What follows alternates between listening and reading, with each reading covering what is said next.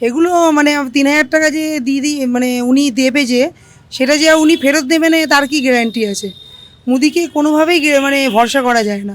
আমাদের অল্প পয়সা থাক, আমাদের মমতা ব্যানার্জি মানে ঠিক আছে, লক্ষ্মী ভাণ্ডারই ঠিক আছে। এর তো কোনো ক্যাম্প হলো না, কিছু হচ্ছে না। যেখানে যাচ্ছে সেখানে গিয়ে ঘরে দুয়ারে গিয়ে বলে বেড়ালে আধার কার্ড দিন, এইভাবে তো প্রকল্প চলে না। প্রকল্পর একটা ক্যাম্প বসবে, রাজনীতি যখন নিজের জায়গায় আসবে তারপরে রাজনীতি শুরু হবে। এই প্রকল্পগুলো তো সেইভাবে হচ্ছে না।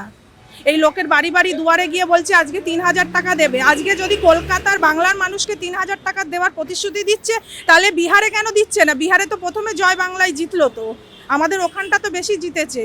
ওখানে গিয়ে কি করলো? বুলডোজার চালিয়ে দিল। আর আজকের ডেটে আমাদের বাংলায় এসে নারীদেরকে টাকার লোভ দেখাচ্ছে। প্রথমত হচ্ছে যে ভোট আগত, এবং আমি যতদূর জানি জনপ্রতিনিধিত্ব যে আইন আছে তার আওতায় ১২৩ নম্বর অনুযায়ী এই ভোটের এই সময় দাঁড়িয়ে, এই লগ্নে দাঁড়িয়ে এরকম কোনো আইন বা এরকম কোনো কিছু কোনো দলই আনতে পারে না। আমাদের আধার কার্ডও চাওয়া হয়েছে, ব্যাংকের ডিটেলস। আমরা তো আধার কার্ড তো দেবো না, ব্যাংকের ডিটেলস দেবো। এখন অনলাইনে কত কিছু লিঙ্ক করে সব তোলা হয়ে যাচ্ছে, ইউপি অ্যাপে আছে, সব তোলা হয়ে গেছে।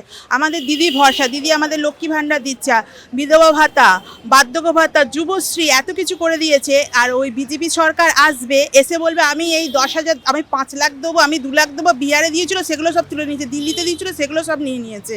সেটা আমরা করতে পারবো না। আমাদের দিদি ভরসা, দিদি থাকবে, দিদি জিতবে। অনলাইনে ফর্ম ফিল আপ হচ্ছে কেন? আধার কার্ড সব কিছুতে আমার দেওয়া আছে, ভোট ব্যাংকের এতে বা আধার যা টাকা ফাঁকা সব রাখা রয়েছে সব ওতে আধার কার্ডের নাম্বার দেওয়া আছে। যদি ভোটের আগেই বলছে দেবো, যদি সব আমার টাকা ব্যাংক খালি করে তখন তো আমার সব চলে যাবে। কিছু লক্ষ্মীর ভাণ্ডার তো পাই, ওটা তো পাই ঠিক আছে।